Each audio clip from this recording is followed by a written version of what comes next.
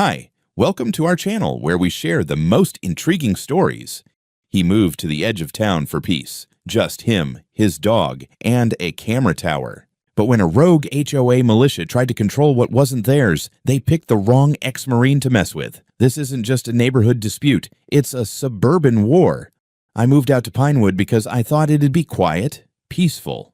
No one breathing down my neck, no sirens, no concrete jungles. Just me, my dog Boone, a good stretch of land, and the occasional sound of squirrels bickering in the oaks behind my porch. I'd done my years, 2 tours in Afghanistan, and now I just wanted to live my life without someone thinking they get a say in it. The house wasn't much when I bought it. A little run down, roof needed fixing, the deck was half rotten, and the plumbing made noises like it had PTSD of its own. But the land, almost an acre tucked right along the border of a neighborhood called Pinewood Estates, that was gold. Private, off the HOA grid, and dirt cheap because folks in HOAs don't like being near things they don't control. I signed the papers in full knowledge of that. Had my lawyer comb through everything. Property lines, zoning codes, HOA declarations, all of it. My lot was outside their jurisdiction. I was free, or so I thought. About 2 weeks after I moved in, I found a note taped to my mailbox.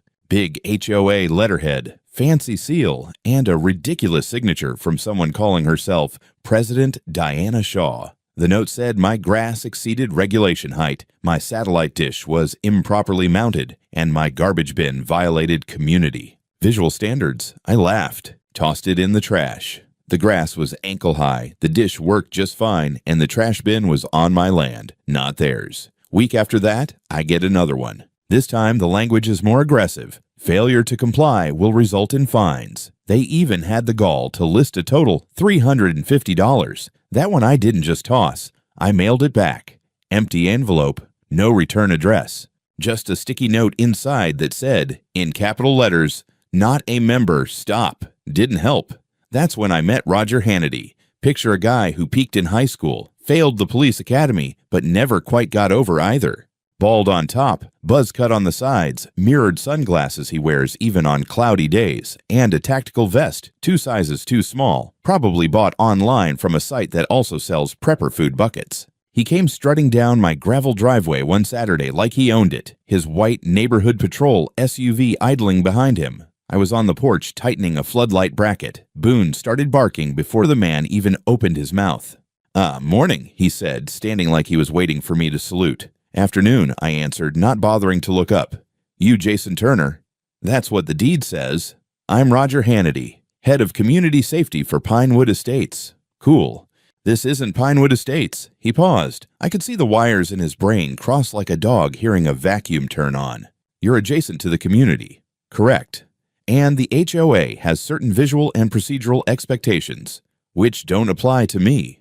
"That's debatable." I stood up and wiped my hands on my jeans. "No, it really isn't." He looked past me, eyeing the new tower I'd started assembling behind the garage, a steel-framed rig with motion cameras and 2 solar panels on top.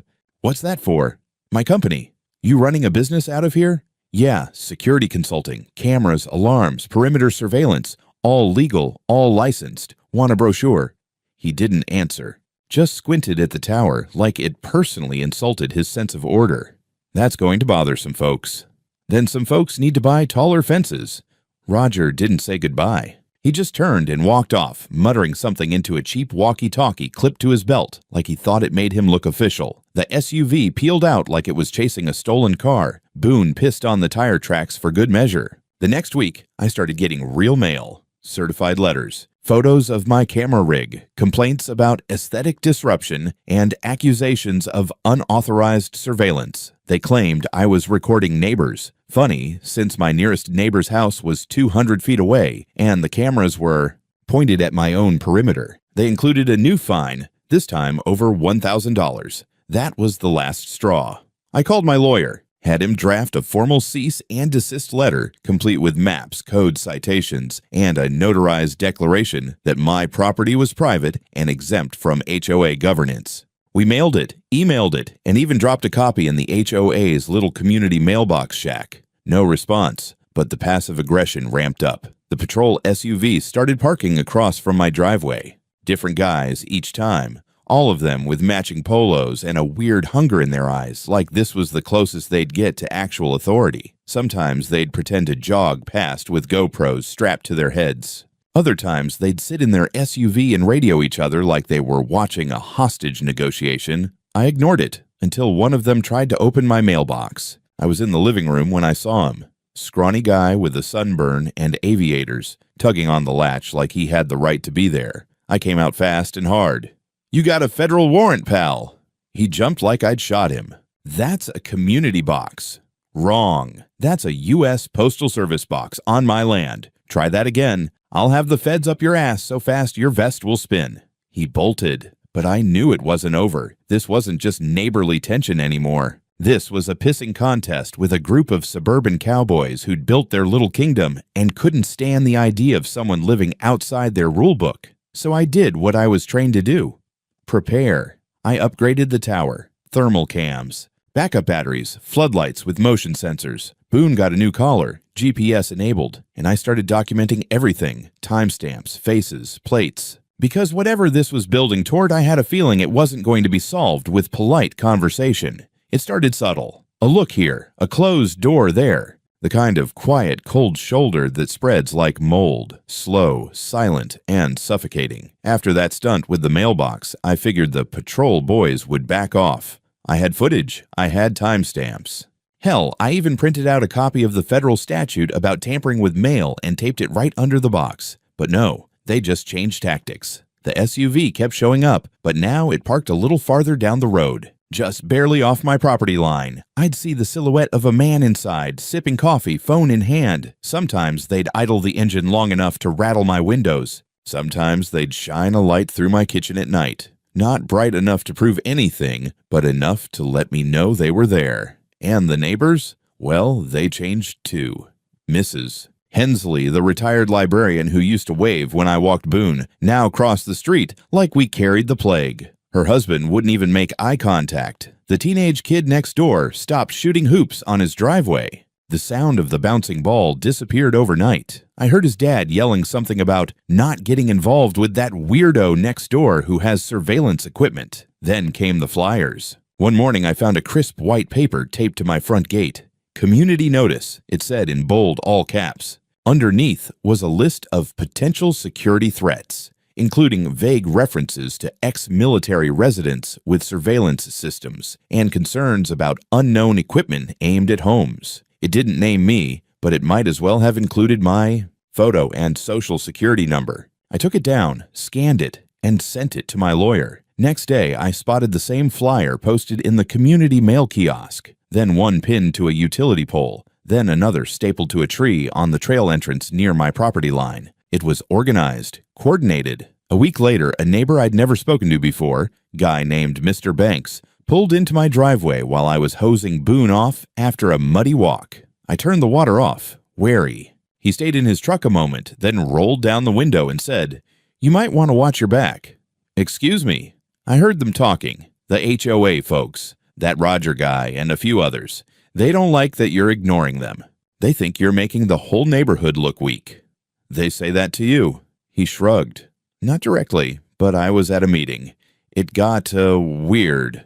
I asked him why he was telling me. He just muttered, "You served, right? Thought you should know." And drove off. Later that week, I got another envelope, hand-delivered, no postage, slipped under my front door. This one was more direct. "You are under observation. Cease unauthorized installations immediately or face legal consequences."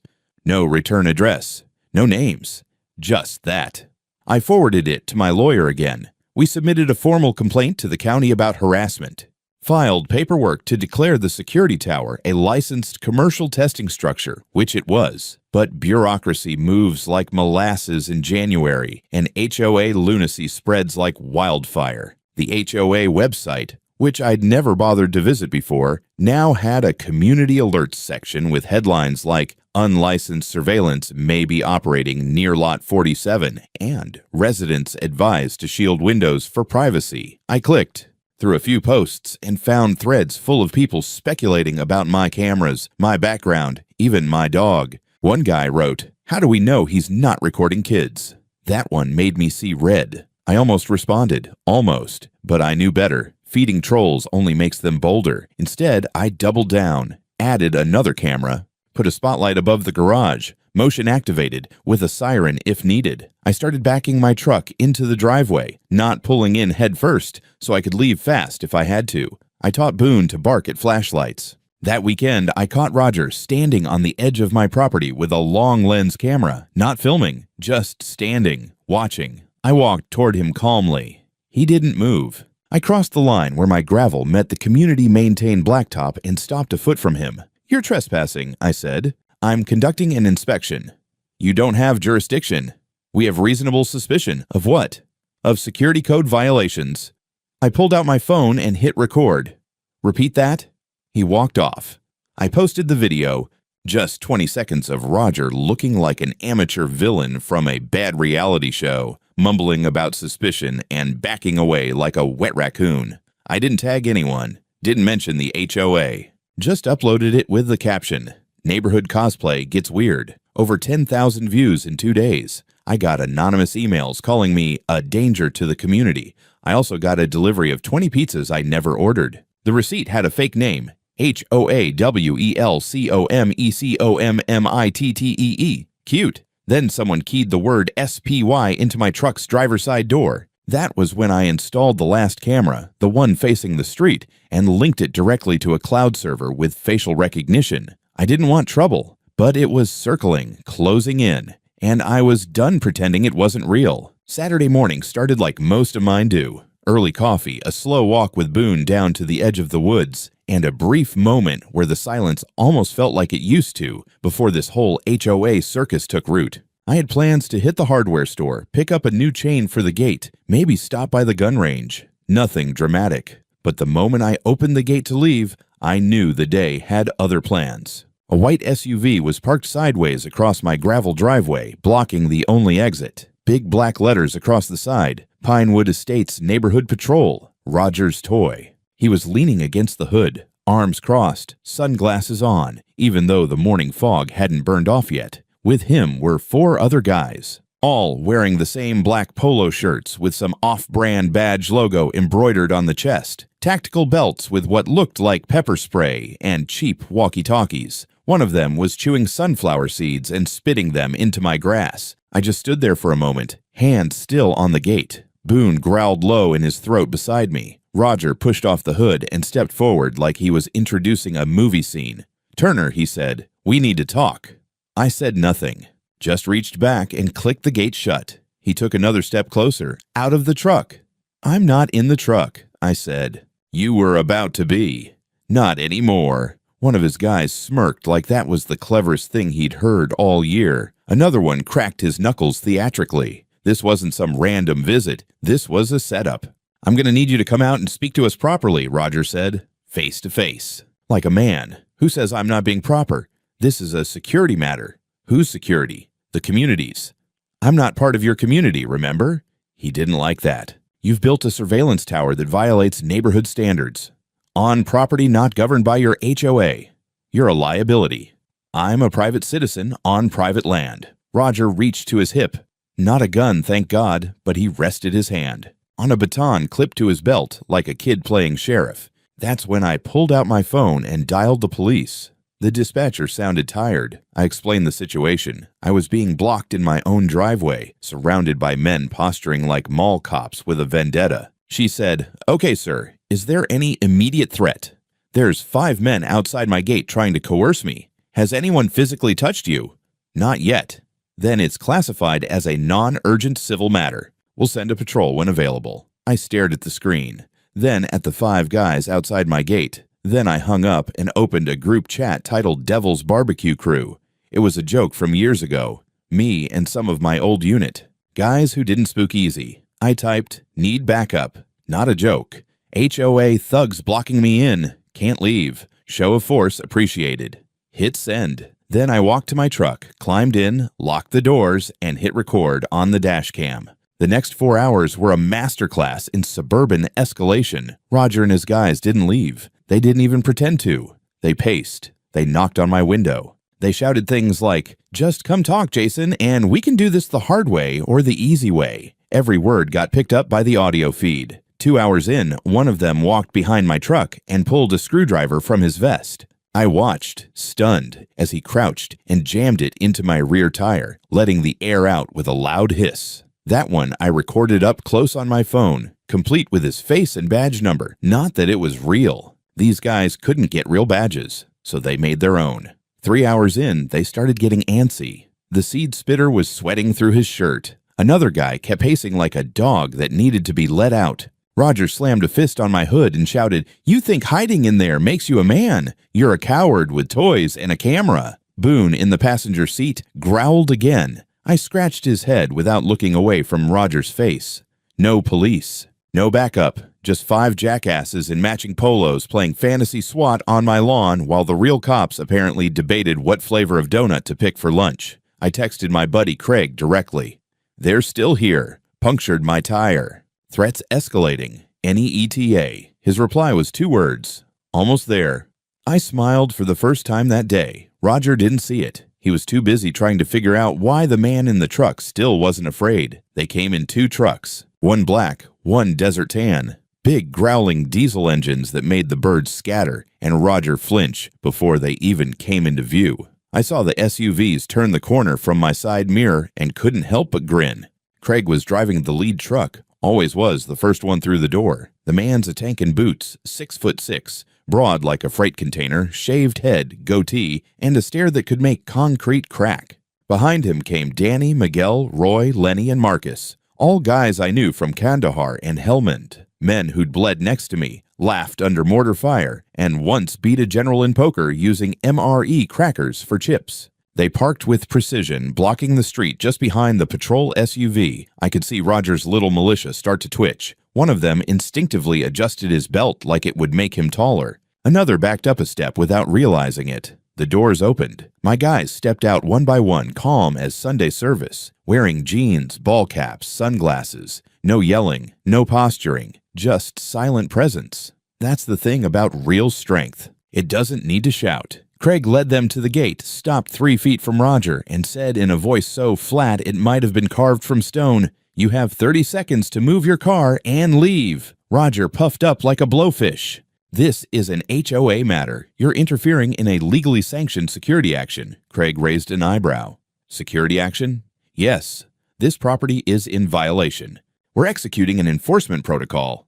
"You're holding a man in his own driveway," Craig said, stepping forward. "That's false imprisonment. 4 hours, surrounded, tire slashed, threats issued. We've got it all on video.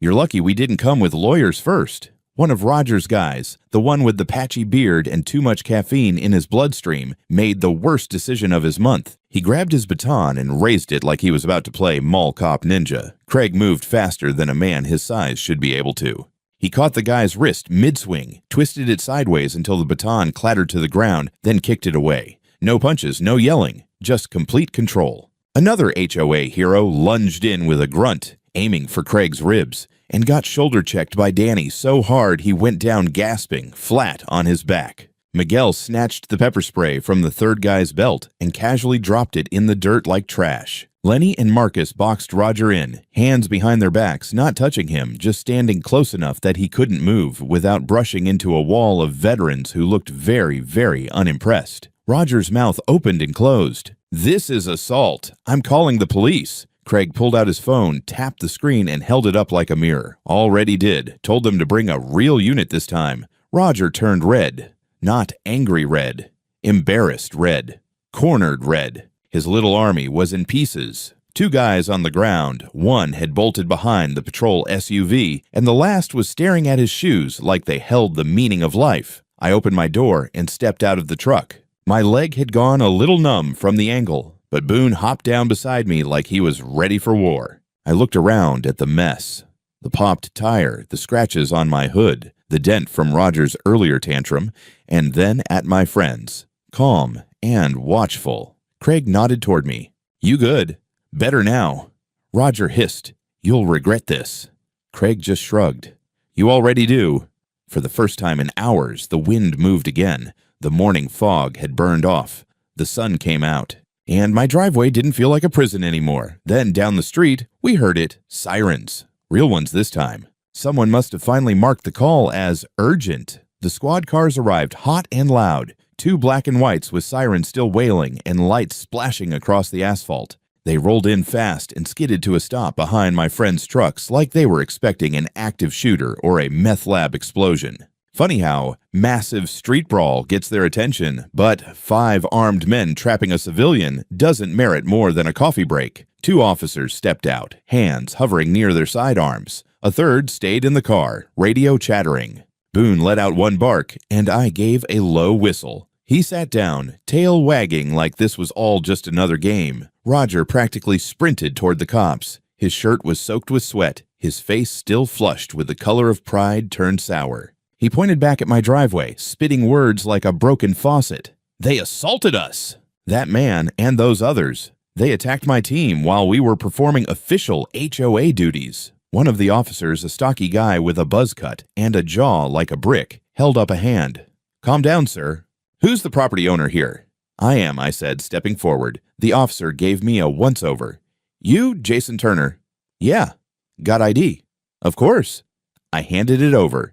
He looked at it, then back at Roger. "And who are you?" "Roger Hannity, head of security for Pinewood Estates Homeowners Association." The officer blinked slowly. "And this is HOA jurisdiction."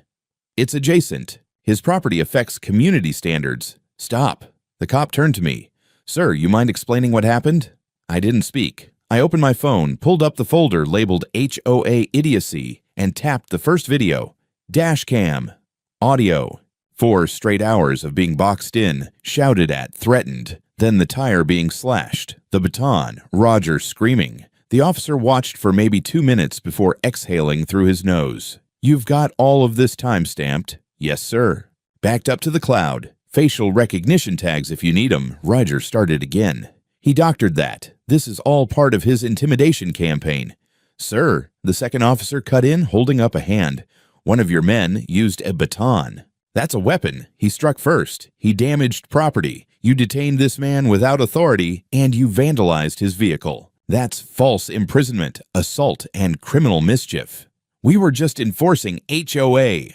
"HOA is not a law enforcement agency," the first cop snapped. "You can't detain people. You can't vandalize property. And you damn sure can't stage an armed standoff in a residential street." I saw it then, the shift in Roger's posture, the moment he realized the badge wasn't on his side anymore. The officers approached him. "Sir, please turn around. Hands behind your back." "You're arresting me?" "You're being detained pending investigation. You have the right to remain silent." The cuffs clicked. Roger's jaw dropped like he'd just been told the world was flat. His guys didn't move. One tried to walk away but was stopped by the second cop. Another sat down on the curb with his face in his hands. Craig, standing off to the side, gave me a small nod. I nodded back. The officers asked if I needed medical attention. I said no.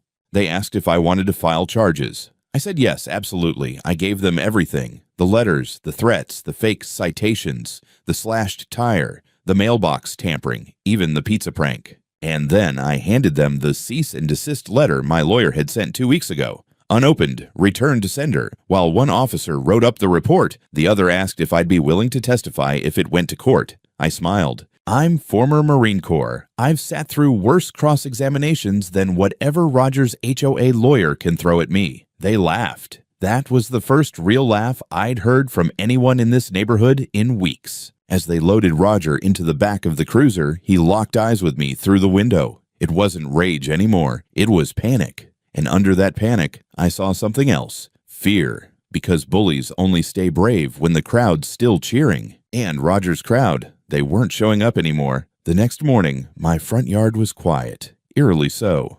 No SUVs. No neighborhood joggers pretending not to stare. Just the hum of my perimeter sensors and the occasional breeze rustling the camera tower I'd built, the one that apparently sparked a war. Boone and I sat on the porch sipping coffee. Well, I sipped. He chewed on a rubber grenade toy Craig had brought as a joke. The calm felt strange, artificial, like that moment before a second wave hits. I knew this wasn't over, not even close. By noon, my lawyer called.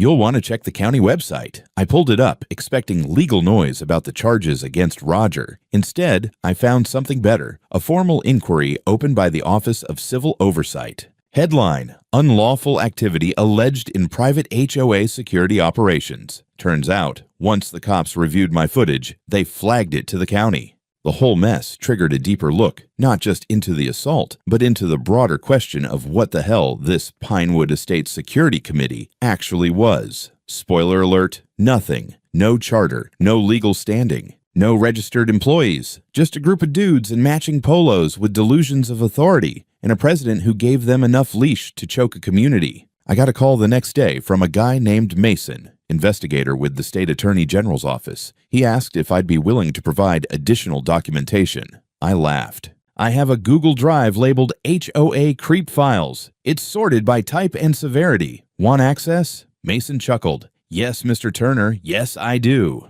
Within 48 hours, it snowballed. 3 other residents, people I didn't even know, came forward. A single mother named Janine said Roger had threatened to fine her for having a trampoline visible from the road. She'd paid out of fear. A retiree named Mr. Chen said someone keyed the word foreign into his Buick after he refused to donate to the HOA's Security Patrol Gas Fund. A third guy, Brian, had actual voicemails from Roger threatening consequences if he didn't remove a pride flag from his porch. And the real kicker? The money. Somehow this fake security committee had collected over $45,000 in so-called fines and community enforcement fees over the last 2 years. Not a cent had gone to the HOA's general fund. No trace in the official ledger, just a separate account tied to a company called Civic Defense Solutions, LLC, owned, of course, by none other than Roger Hannity. So now the state was involved, the county was involved, and the HOA board suddenly scrambling. Diana Shaw, queen of pine-scented suburbia and president of the Pinewood Estates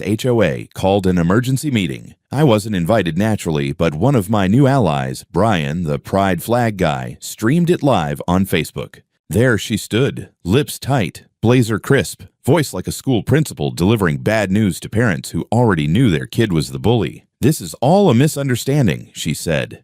The security team was an auxiliary force intended to preserve safety and aesthetic order. Mr. Hannity acted with the board's awareness, but without direct instruction. "We are conducting an internal review." Translation: we're trying to save our asses without admitting we knew the whole thing was illegal, but it got worse for them.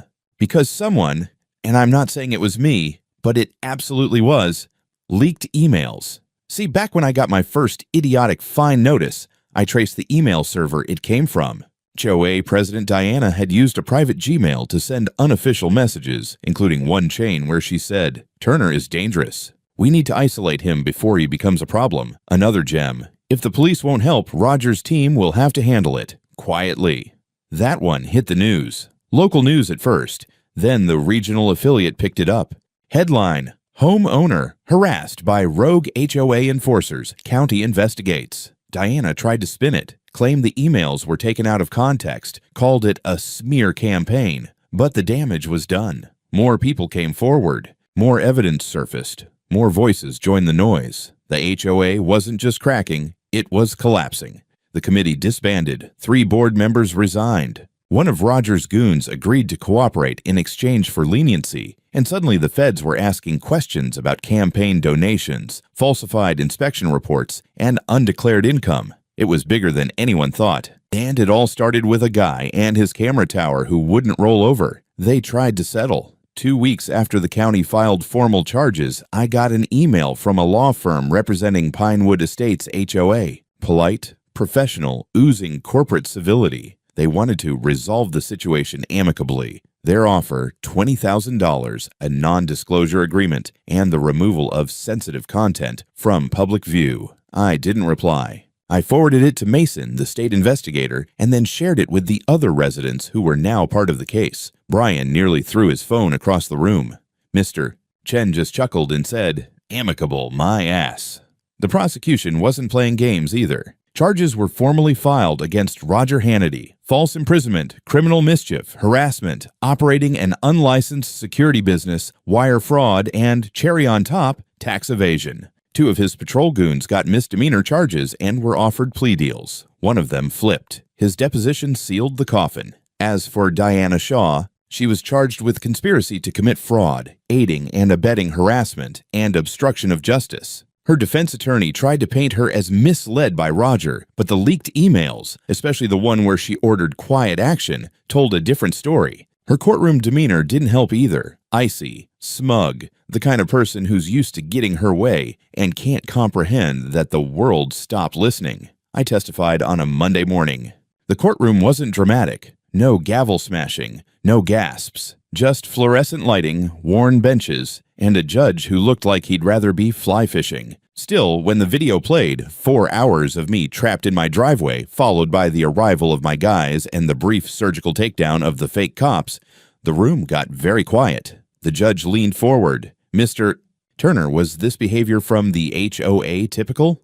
Define typical, I said. A few people chuckled. I didn't. It escalated for months. They used intimidation, surveillance, vandalism, and public shaming. The day of the incident, they slashed my tire and told me to come out like a man. If my friends hadn't shown up, I don't know how far it would have gone. The prosecutor nodded. Your Honor, the defendant used his role within a community association to build a private fiefdom of fear. This was not about aesthetics. This was about control. Roger's lawyer tried to spin it, claimed Roger was passionate about safety, that his background in private security training made him act decisively. When asked if Roger was a certified security professional, the attorney mumbled something about independent coursework.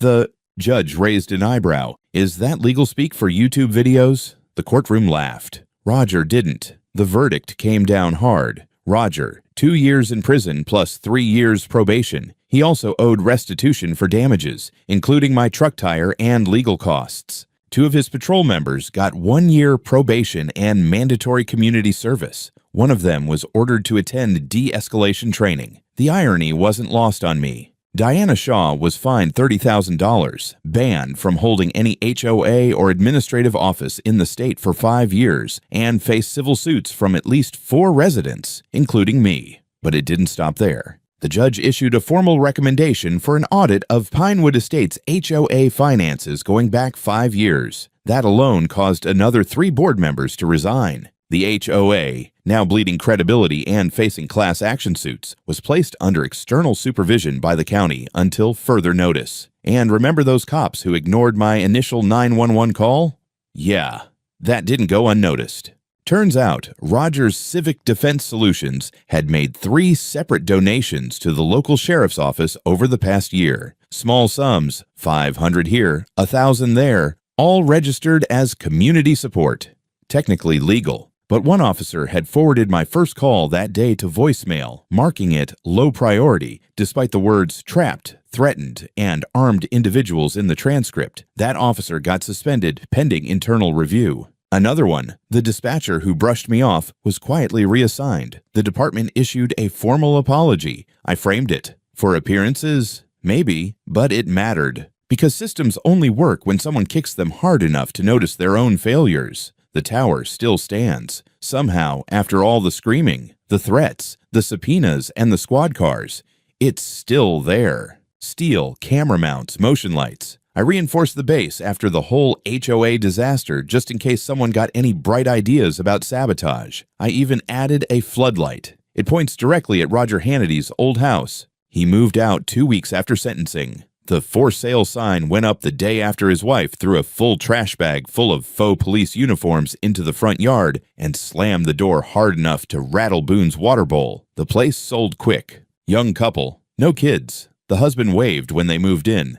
That was new. The rest of the neighborhood? It's quieter now. No patrol SUVs idling in the shadows. No creepy flyers. No late-night standoffs at my gate. There's even a neighborhood BBQ scheduled next month. First in 3 years, apparently. I got an invite. The new HOA board president dropped it off in person, hands visible, voice respectful. He apologized too.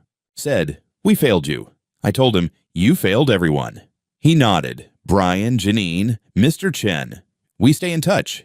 There's a kind of quiet alliance now between the ones who spoke up.